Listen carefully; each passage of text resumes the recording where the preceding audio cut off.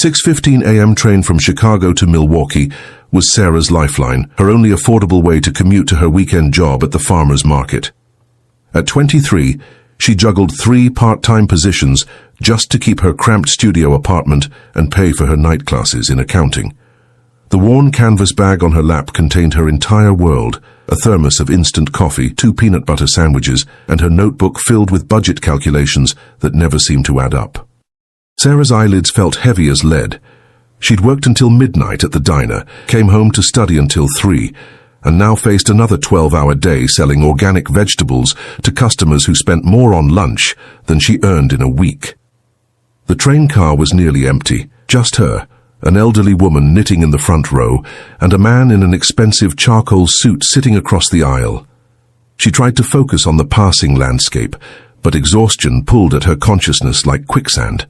Her head nodded forward, jerked back up, then began its inevitable descent again. The rhythmic clacking of wheels on tracks became a lullaby she couldn't resist. The man across the aisle watched her struggle with sleep.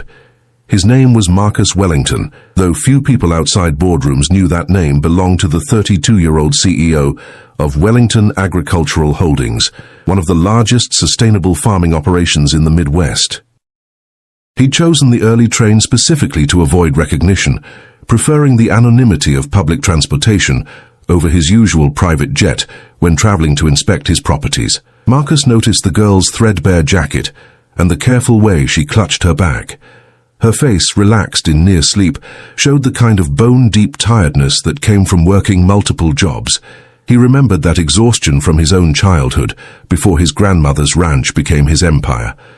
When Sarah's head finally lolled to the side, landing gently against his shoulder, Marcus made a decision that would change both their lives. He didn't move away. Instead, he adjusted his position slightly to make her more comfortable and continued reading his agricultural reports, occasionally glancing down at the young woman who slept so peacefully against him. An hour passed. The elderly woman smiled knowingly at the scene before gathering her knitting and moving to the front of the car.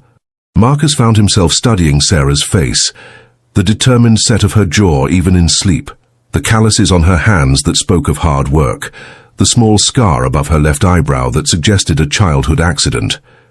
When his phone buzzed with a text from his ranch manager, Marcus realized they'd missed the Milwaukee stop entirely. In fact, they were approaching the small rural station near his property, a stop so insignificant that most passengers never noticed it. The conductor's voice crackled over the intercom. "Next stop, Millfield, Millfield, next stop." Sarah stirred slightly but didn't wake. Marcus looked at her peaceful expression and made another impulsive decision. When the train shuddered to a halt at Millfield, he gently lifted Sarah in his arms, grabbed her bag and carried her off the train. She weighed almost nothing, and her head nestled naturally against his chest as he walked across the platform to where his ranch truck waited. His manager, Tom Rodriguez, looked surprised to see his boss carrying an unconscious young woman. "Everything all right, Mr. Wellington? She fell asleep on the train," Marcus explained, settling Sarah carefully in the passenger seat. "We'll let her rest at the house until she wakes up properly. Then we'll figure out how to get her where she needs to go."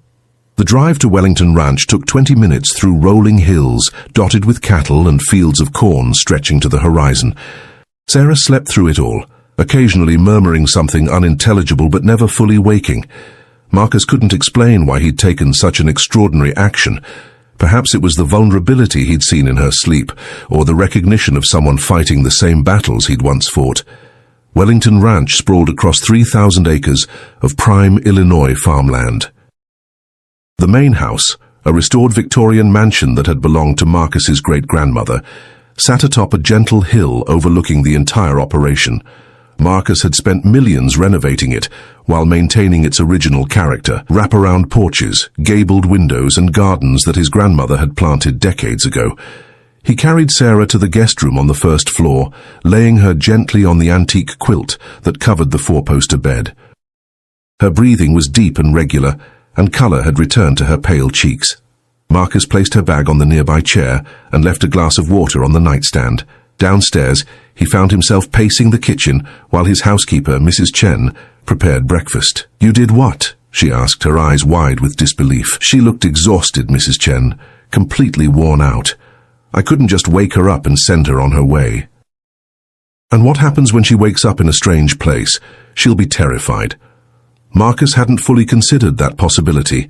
He'd acted on instinct, driven by a protective impulse he didn't entirely understand. We'll explain everything. Make sure she knows she's safe. But as he stood looking out the kitchen window at his vast property, Marcus wondered what had really motivated his actions. Was it genuine concern for a tired stranger, or something deeper? A loneliness that success had never quite filled. Upstairs, Sarah began to stir, her consciousness slowly returning like a tide creeping up a beach. But something was wrong. The sounds were all different. Birds chirping instead of city traffic. A gentle breeze rustling leaves instead of bus engines and car horns. And the smell, instead of exhaust fumes and urban decay, she detected fresh air tinged with hay and wildflowers. Her eyes flew open to find herself in a room she'd never seen before, sunlight streaming through lace curtains onto walls, painted a soft yellow. Panic shot through her chest like electricity. Sarah bolted upright in the unfamiliar bed, her heart hammering against her ribs. The room was beautiful. Too beautiful, with its polished hardwood floors, antique furniture, and oil paintings of pastoral scenes, nothing like anywhere she'd ever been able to afford. Her first instinct was to run, but her legs felt unsteady as she swung them over the side of the bed. "Where am I?" she whispered to herself, clutching her canvas bag like a lifeline. The last thing she remembered was settling into her train seat, fighting sleep as the morning light streamed through the windows. Now sunlight slanted differently through these windows, suggesting hours had passed. Voices drifted up from somewhere below, a man's deep tone and a woman's lighter one, speaking in what sounded like friendly conversation. Sarah crept to the window and gasped. Rolling green fields stretched to the horizon, dotted with grazing cattle, and what looked like a red barn in the distance. This wasn't Milwaukee. This wasn't anywhere near where she was supposed to be. Panic gave way to practical concern. She was supposed to be at the farmer's market by now. Mrs. Patterson, who ran the organic vegetable stand, would fire her if she didn't show up. Sarah couldn't afford to lose another job, not when she was already 2 weeks behind on rent. A gentle knock at the door made her freeze. "Come in," she called softly, her voice barely audible.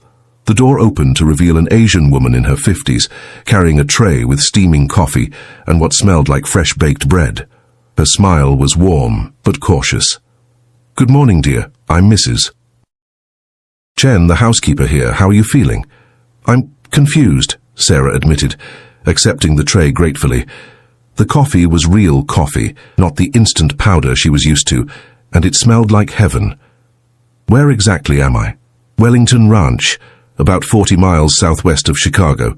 Mr. Wellington brought you here after you fell asleep on the train this morning." Mrs. Chen sat in the chair beside the bed, her manner motherly and reassuring. "He said you seemed exhausted, and when the train went past your stop, he thought it best to let you rest properly." Sarah's mind reeled. "He took me off the train, without asking me." The situation felt surreal, like something out of a movie rather than her mundane life of scraped-together paychecks and endless worry. "I know it sounds strange, dear, but Mr. Wellington isn't, well, he's not what you might expect. He grew up poor himself, you know. His grandmother raised him right here on this ranch after his parents died. He recognizes when someone's struggling." The explanation should have been comforting, but Sarah felt more confused than ever. "I need to get to Milwaukee. I have a job, responsibilities, people are counting on me." Mrs. Chen nodded understandingly. "Mr. Wellington is arranging transportation for you. But first, why don't you eat something? You look like you haven't had a proper meal in days." She was right. Sarah's diet consisted mainly of whatever leftovers she could take from the diner and the cheapest items from the grocery store. The tray held scrambled eggs, thick-cut bacon, fresh fruit, and bread that was still warm from the oven. Her stomach growled audibly. "Where is this Mr. Wellington?" Sarah asked between bites. The food was incredible.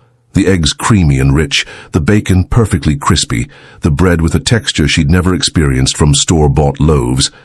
"Out checking the cattle with Tom, our ranch manager. He'll be back shortly." Mrs. Chen studied Sarah's face carefully.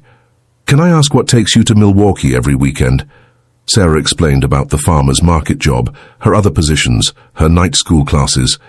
As she talked, she noticed Mrs. Chen's expression growing more thoughtful, almost sad. "3 jobs, Mrs. Chen murmured. That's what Mr. Wellington was doing when he was your age.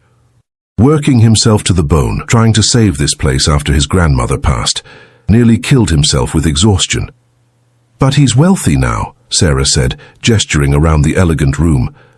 This house, this ranch, it's like something from a magazine. Success came later, and it came hard.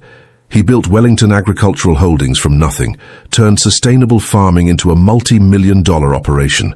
But he's never forgotten what it felt like to choose between rent and food.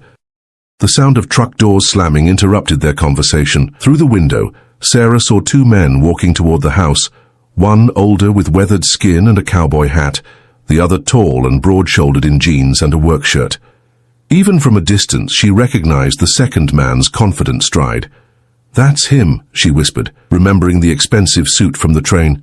"The man I fell asleep on." Mrs. Chen smiled. "He's not wearing his city clothes now. Out here he's just Marcus the rancher, though I suppose you'll be seeing a different side of him." Marcus Wellington entered the kitchen below, his voice carrying up through the old house's thin walls. "How is she, Mrs. Chen? Did she eat something?"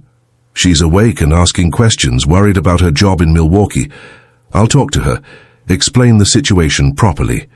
Sarah found herself listening intently to his voice. On the train she'd been too tired to really notice him, but now she heard the genuine concern in his tone. Still, the situation felt impossible to process. Wealthy strangers didn't just rescue exhausted waitresses and take them home to beautiful ranches. Things like that didn't happen to people like her. A few minutes later, Marcus appeared in the doorway. Without the business suit, he looked younger, more approachable. His dark hair was slightly